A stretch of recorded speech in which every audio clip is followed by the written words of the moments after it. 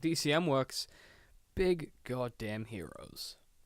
Be advised, this podcast features grown-ups using grown-up words. Welcome to Not Another Smallville. My name is Steph, and I've never seen the show before. And my name is David, and I've seen it way too many times. And this is... Why is your voice like that? Oh, sorry. What? This is season 1, episode 17. Did I do something wrong? Boys and girls, your attention, please. Presenting a new exciting radio program featuring the thrilling adventures of an amazing and incredible personality. Oh, my name is David. Oh, sorry. I was thinking really hard about what episode number we were up to. We're 17, right? Because normally you pause and you're like, 16. I got it. 15, yeah. But I was like, what episode? I didn't do it When you're editing, go back, listen to your voice. Was it real weird? Okay. I apologize for everyone It's at home. alright. You know what? I'm sorry. This was before we do your test because we were talking about it at the end of the episode. But just reiterate what you were starting to mull over at the end of the episode with the whole miracle thing. Because it feels like it bears talking about before we get into the funny stuff.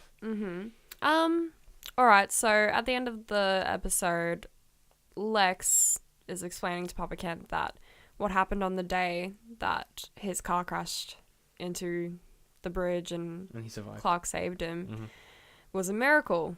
And, you know, don't you ever want to know why those things happen, blah, blah, blah.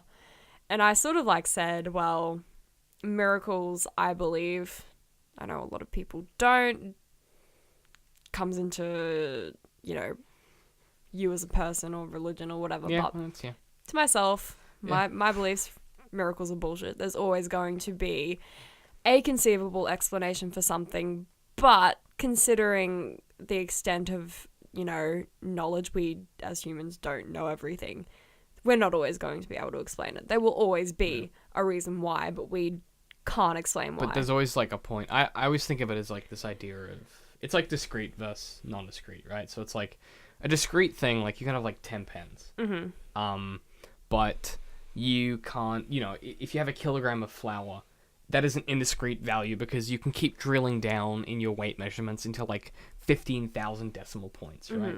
So I think of miracles as being the same thing, where you can kind of go, you know, he got hit by lightning and he lived because of these medical reasons, right? And you can keep drilling into them, but eventually you kind of hit a point where you're just yeah, well, he survived because that's how he just did. Yeah, that's what I was about to say as well, is that a lot of the time, I think what makes these sort of things so interesting and so special is that you can't explain them. And the fact that if you know, investigated over years and years and years or whatever, experimented and actually determined the reason why, say, someone wakes up out of a 40-year coma with, you know, no brain damage, whatever, or awakens knowing a different language or something ridiculous. It's going to be so, you're never going to be able to recreate those conditions ever. So what is the point of even investigating it? And it's you know, I think there's, you know, there's obviously value in finding out the bits of the why. You find out, you get the context and you investigate around the problem and around the thing that's happened. And of course, I mean, if you have the means to do that, it'd be amazing and interesting to find out. But in the grand scheme of things, does he really need to know why he survived that car crash? It was I don't know the timeline, but it was a year ago, I think. Yeah. And it's I mean, it's one of those things where, so I study a lot of grammar conventions and language and stuff because I'm a writer. And one of the things we talked about today with some of my writing buddies this morning is this idea of there are certain sentences which are just beautiful sentences, and you can look at it grammatically and you can break it down and you can say, okay, well, it's this type of a clause and it's got these subordinate conjunctions and it's, you know, it's built this particular. You can look at the building blocks that build up this house of a sentence, but there's no reason why that house of a sentence is beautiful. In the same way that a house that you see, you go, wow, that's the most beautiful house I've ever seen. And I look at it and I go, that's just a house. But for me, that house is amazingly beautiful. Yeah. There's no reason why those things are true. They just are for us. I think miracles kind of fall into that same category where you can be okay, this is how we built the bricks to get to this miracle. This is the cement. This is the blueprints. But ultimately, the thing that happened, it happened. It happened, and it's so unique to that one situation that... There's a part of us that has to let it be unique. Yeah, you know what I mean? Because if you were going to recreate it, then it's not special anymore. Yeah, and there's something, I don't know, like, it's. I want both. I want both to happen at the same time. I want it to be this special, unique thing, but I also want... The science part of me is like, I want to know... I want to know. Like, it's so incredible. How? That kind of weird paradox of those two beliefs, I think, is very, like, indicative of why the Jesus myth Superman thing is so weird and interesting in the show, right? Because it's like, Clark is a savior. But as we talked about before, if he was really a savior, all he would do all day, every day is save people. He'd never sleep. He'd never eat. He'd never date. He'd never become a journalist. He'd never join the Daily Planet. He'd just save people. But that isn't how the world works. You have to have both. You have to have the thing that is the miracle, and you have to have the thing that you can explain. You know what I mean? There's some I've bloody done it, mate. I've brought us full circle. What about, cool. how about that? I hadn't, because you were like, oh yeah, I've got something to talk about, bring up the miracle thing, but did not know where you're going with that. I get it. Yeah. You're giving me this look where you're like, I see how you... Yeah, just everything clicks. You know what? That's what we're all about. But as always, Steph, after that brief little... We dipped our toes into some metaphysical conversation. What was the story? And this is going to be hard because we just talked about something else. Yeah, we for did. 6 minutes. I'm like, what just happened? The story in this Okay, one's tough. this guy, forget his name, but he has... let's make one up. Frank. Frank has a sick mum. He's in hospital, visiting his mother. Yep. Who presumably is on her deathbed. She looks really old. She's suffering. She's got oxygen in, blah, blah, blah. She says, oh, I didn't think you'd come. And he's like, oh, Mum, I wanted to see you. And she's like, no, I wanted you to come because I essentially want to end it. I want you to help assist suicide me. Assist suicide. So anyway, he takes out her oxygen. Oh, I mean, like, he resents at first. Like, he does, like, relents, sorry. He doesn't. I don't want to help you kill yourself. But he reluctantly smothers does it. He reluctantly smothers her with a pillow. Yeah, he takes out her oxygen and smothers her with a pillow. Obviously, the telemetry thing starts going off, and the nurses run in and are like, what are you doing? And, like, push him away.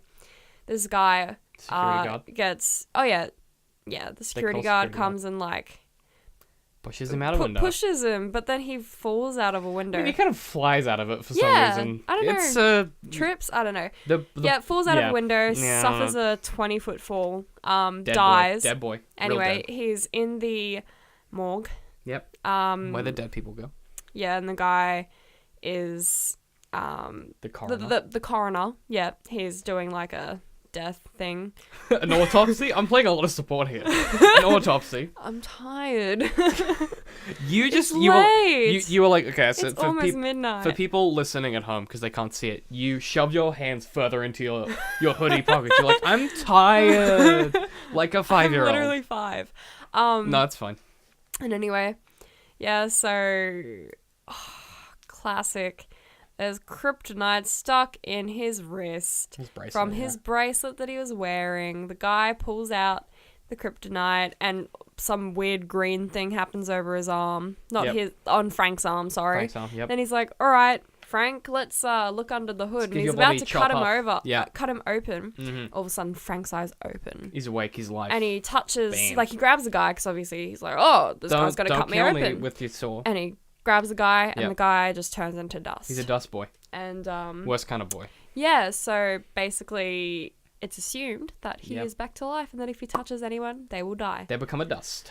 And at this point I was like, he's gonna, at the end, he's gonna, like, touch himself and die. Well, because David was like, no, that's... No. Wait a minute. Hold on a minute. Wait. I'm making my wait a minute hand. Hold on a minute. Wait a minute. So I said, you were whinging about a villain of the week, right? Yeah. And I was like, look, if it's villain of the week, he's going to kill a bunch of people, Clark's going to confront him, Clark's going to be in the room, and the guy's going to kill himself because Clark's there, right? Yeah. And you were like, well, he's just going to touch himself. And I was like, Steph, that's ridiculous. That wouldn't work. How would he even touch himself? Episode goes on. Yeah. And sure enough. Anyway, yeah. So, at the same time, Mama Kent and Clark are... working at like an old people's home, I guess. Oh yeah, Assisting people that are old and lonely. Well, they're just giving them flowers and shit. Yeah, like talking to them. Do they farm flowers? Pardon? Do they farm flowers? Probably. I think so, because Mama Ken grew an iris and gave it to the lady. Anyway, yeah. So this guy, okay, sure. the Frank, he works there, but he Yeah. wears gloves and like a long sleeve shirt. I'm assuming so that he can't touch anyone and kill yes. them. Yep. Or it's just cold. Yeah. We don't know which. But like David did say, oh, he's at an old people's home. He's gonna kill the old people who want to die. Angel of death, mate. Anyway, so yeah, there's this lady and she's like, oh, my chest pain, ow. And he's like, oh, I'll bring you a flower tomorrow. And she's like, oh, a white rose. And that was a perfect recreation of that scene. I liked it. That was thanks. Good. No, don't let me stop you. Like Clark and Mama Ken are there, they witness it and everything. Hee. What? Why is it funny? Is it a funny scene? No. Later that night. Adding some flavor. Later that night. Yeah. Yeah. She's asleep and certainly is. Pepper, her dog. She has a dog named Pepper. Yeah. Little That's yappy son important of a bitch. for some reason. But yeah. It's important. Yeah. Barking. Woof woof. Don't a lot of sound effects. Okay. You can't see this because this is an audio podcast. Steph moved her head like she was a dog barking. I'm tired. I'm scared. Yeah, no, keep going. Okay. Dog's barking. And then all of a sudden the dog stops barking because Frank just touches the dog and the dog dies. The dog is a dust boy. It turns into dust, just a little pile of dust. Anyway, he walks over, puts a white rose in the in a vase next to the lady's bed, and the lady wakes up. And he's like, oh, do you ever, is the pain ever too much? Do you ever feel like it would go away? And she's like, oh, yes, all the time. So he touches her and she dies. Murdered. And it's like, cool, dust good. In the bed. And he leaves, obviously. Yet another dust boy. Yeah. A lot of those this episode. And then Chloe is like, oh, dust, death, spontaneous combustion. Is that shit, that is what happens next. Yeah. God, alright. Yep. Yep. In the Daily Planet. Oh yeah, She's it like, is. The articles from the Daily Planet dust, series. death, and then it's like, oh, spontaneous combustion. They're like, wow, cool. Yep. She's like, oh, it happened again apparently at the old people's home, and Clark's like, wow, Mrs. Sykes, no way. The lady that he was looking after. So they go check it out, and he sees the white rose, and he's like, I think it was combustion, but it wasn't spontaneous. He did, yeah. He literally said that. Yeah, very dramatically too, like a lot of dramatic pause. Yeah. Yeah. I don't know what that's about. X-ray vision, see the dog. Oh yeah. He's X-ray vision to does a bit of detective see work. the dust He's past like, the it's curtain, the literally weird, on the floor. It's the weird boy from yesterday. He could have moved to the curtain. Oh yeah. So later he goes back. I don't know. What the fuck happens next? I don't know. I think Martha. I think what happens is Martha goes to drop off the next shipment for the next day. Yeah.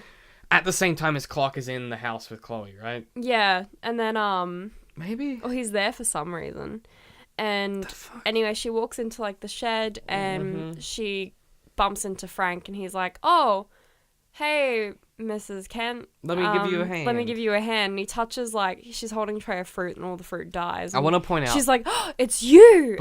Before we move on to I just want to point out something about that scene. Yeah. So if you can imagine, theater of the mind here. You have a square. So, okay, people listening at home.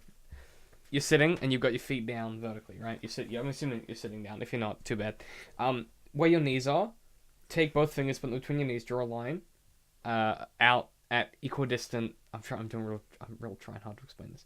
So draw out. Real trying hard. Real trying hard. So you got your two fingers in the middle of your knees. You draw outwards until you get to the top of your knees, then backwards, then back till you have a rectangle, right? Mm-hmm. Then you go up about 0.5 centimeter and then back toward you. So you build like a little rectangular prism. Essentially, I'm saying a tray. A milk crate. I'm saying build a milk crate. And the way you would pick that up normally is you would put your hands under your knees and you would push up, right? Either that or you'd hold it by the handles. By the handles. Which Mama Kent was doing. Instead, if you're a man that makes people into dust boys, what you do is you pick it up with, if you put one hand under your crotch and then one hand on top of the other hand and you just pick it up like that. Yeah. And so you put your hand all over the fruit and kill it. Why? I guess he didn't want to touch her hands. Yeah, I guess so. But also, just don't take it. Yeah. Just let her take it. Anyway, but yeah, Mama Kent is like, sorry, oh my god, it was you.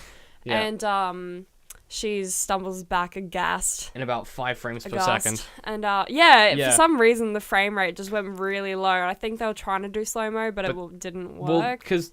Or just for dramatic effect. Well, because like slow-mo, the idea is that you capture at very high frame rates, and then you push it out to one you can view. So like you view at 24 frames, right? Yeah. So if you capture it 3 times that, and then you slow it down to 24, it's 3 times slow-mo. But they captured everything at 24, so they just slowed it down, and so it was like 10 frames a second. Yeah, it was really bad. It's really gross. And then the guy who like runs the place runs in, and he's like, because Martha's screaming. He's in trouble. He's like, "What's wrong?" And then the guy, Frank, just touches the guy who comes in. He had a cool mustache, and I was really sad when he died. And he just turns into dust. Another dust boy. And also, just want to add the past couple of episodes as well. Like, people have died, and there's still been no repercussions. I think you'll find, Steph, that people die so often in Smallville that no one notices.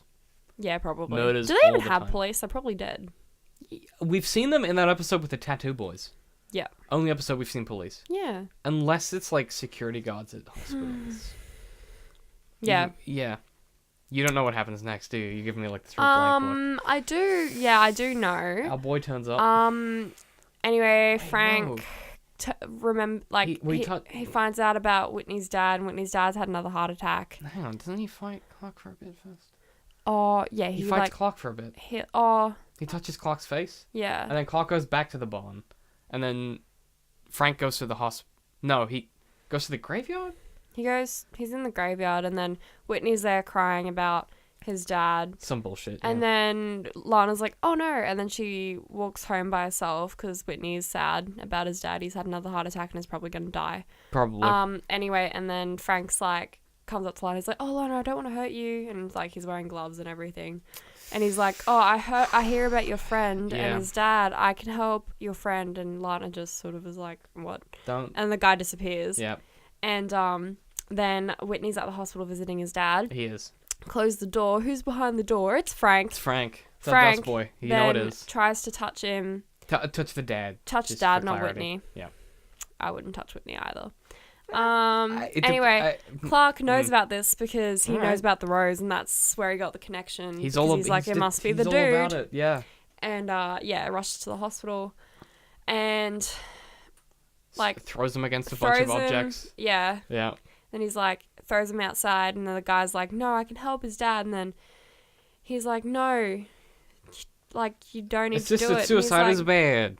And he's like, "No." Frank's like, "No, but yeah, I did it for my mum." And then he's like, "No, your mum's still alive," because his mum's still alive. Yeah, because she's A-okay. She recovered after. I mean, she's still old and dying, but yeah, but she's not dead. She's not dead. Yeah. And he's like, "What?" She's good.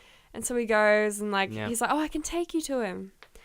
To her, I mean. And so then Clark takes Frank to his mum, who's in presumably the same old people's home that Mrs. Sykes was. I guess. Anyway, because she's back in Smallville, not Metropolis. Yeah. Sorry, you're right. I'm just struggling here. And then he's like, "Oh, wow. And, yeah, I was trying to end people's suffering, but it was me all along.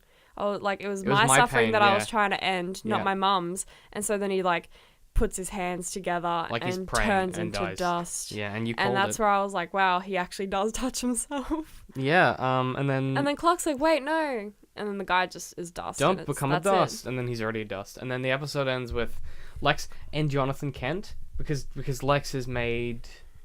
This is the part of the episode where I take over the story, because it's the end bit, which you never remember. Yeah. So Lex and Jonathan are, they have some, respect, because Lex sets up Whitney throwing his first pass for the Sharks while Whitney's dad is alive. Mm-hmm. And then Jonathan and Lex that was are one of Whitney's dad's, one wishes. Correct. So it happens, and then Jonathan's like, "Hey, Lex, that was a really nice thing you did for those people whose last names I don't know." And Lex genuinely is like, "That means a lot to me coming from you. That genuinely means a lot." Yeah. And then we pan down to the stands where Clark and Lana are having, a little... they're just bloody a little too close, you know what I mean? They're just sitting a little too close, and they're just ready to snob. And Whitney's right there. And he's just playing. Well, he's playing football, isn't he? He doesn't know.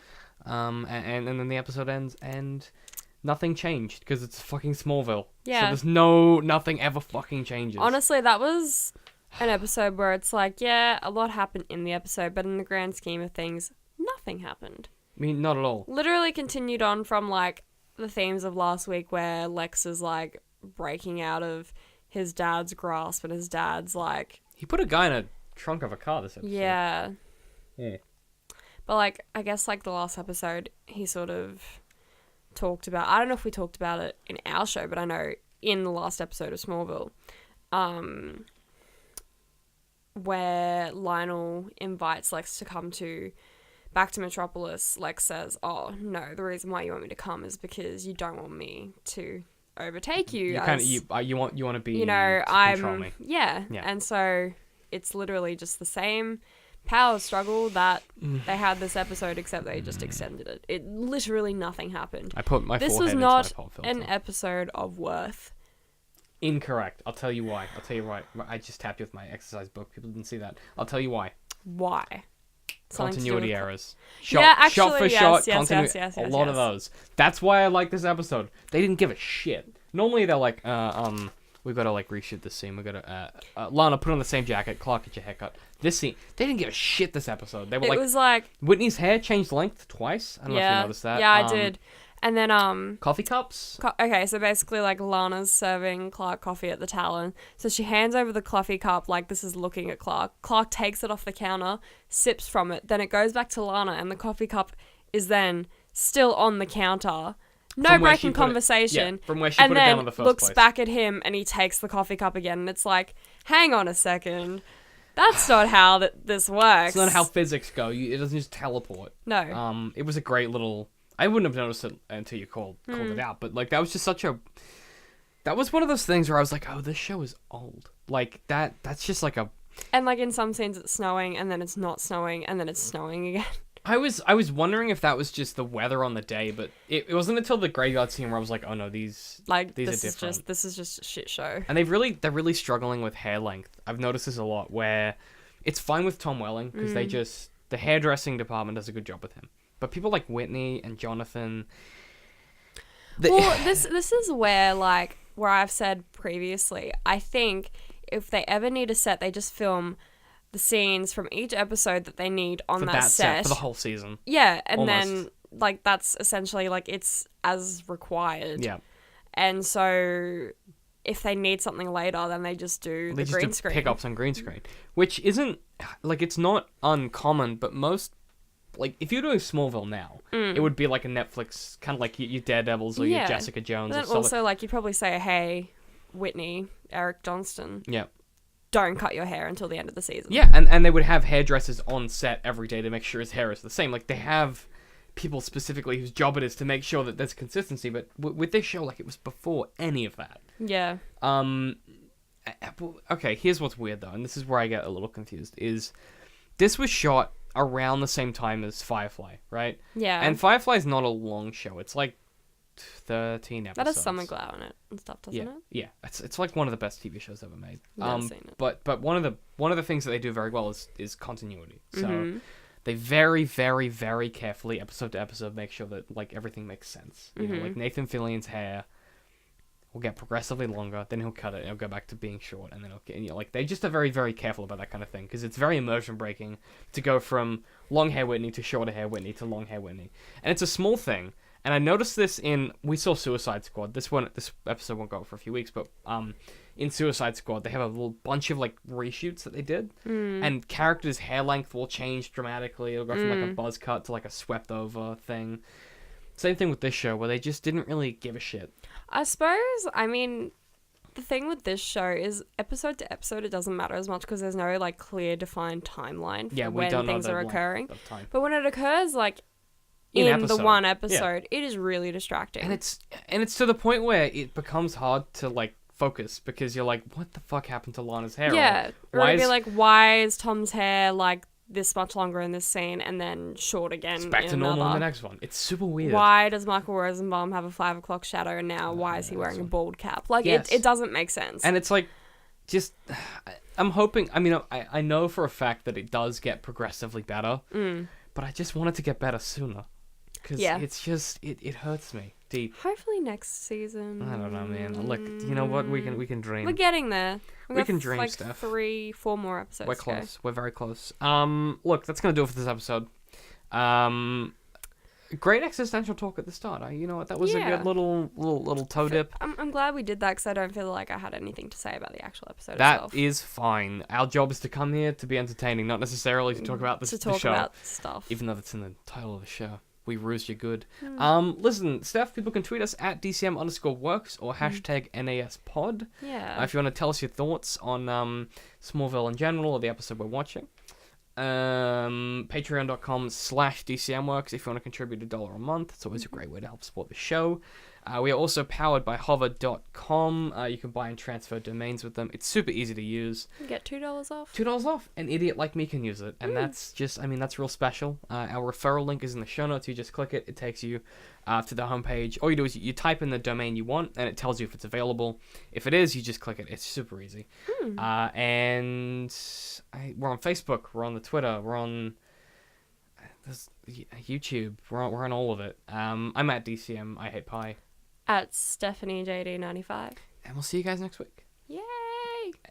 Hashtag what? Get rid of Pete. Hashtag Get rid of Pete. Brilliant. Thanks for listening. If you want to support the show, just head to patreon.com/DCMWorks.